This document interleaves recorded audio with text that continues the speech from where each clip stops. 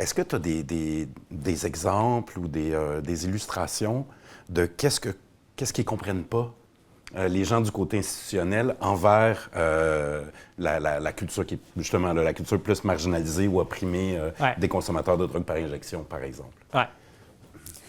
Bien, j'ai un très bon exemple en tête.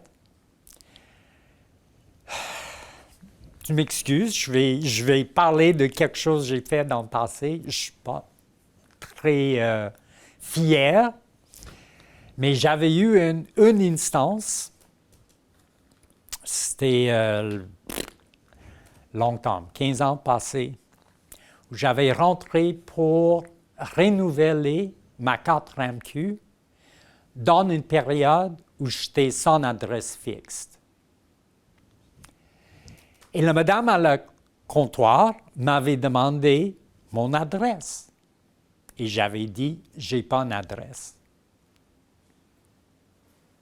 Mais où est-ce que tu vis? Ici et là, mais tu sais, pas dans un appartement. Mais j'ai besoin d'une adresse. Mais madame, j'ai pas une adresse.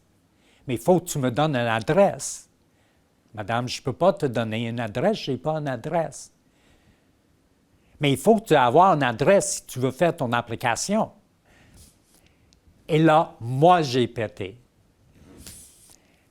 Parce que j'ai perdu patience avec cette insistance que le monde qui vit dans le survie doivent avoir les mêmes ressources que le monde qui vit pour profiter de la vie.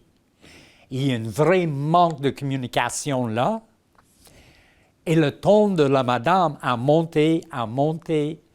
Chaque fois, pendant 6 fois, elle a posé la question et refusé d'accepter ma réponse honnête.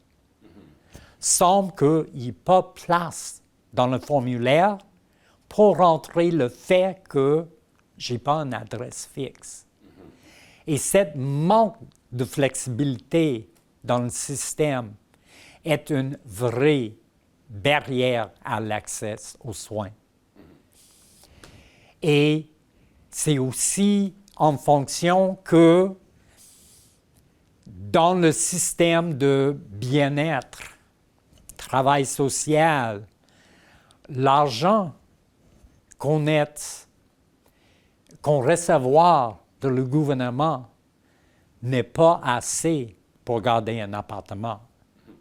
Donc, on recevoir un chèque de 700 $, le loyer c'est 800, on ne peut pas arriver, on fait un choix entre nourriture et logement.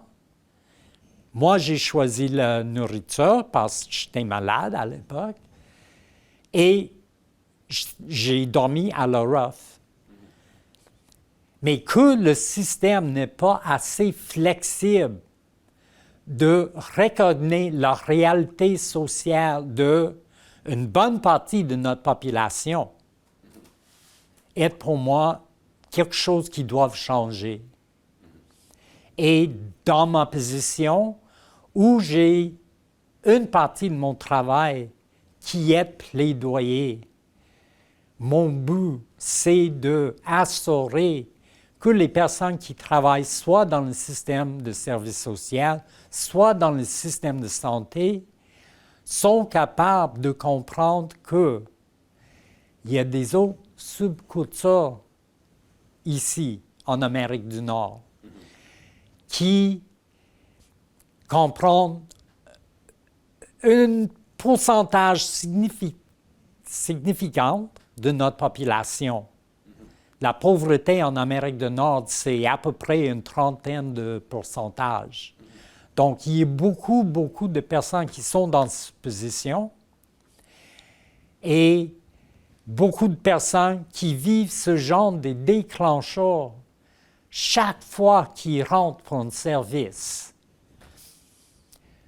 Donné que j'ai maintenant un recul de un bon 15-20 ans, je peux faire face à des déclencheurs sans péter maintenant. Mais mon rôle maintenant, c'est de accompagner eux qui n'ont pas le même recul et qui a encore la tendance de péter face à ces barrières.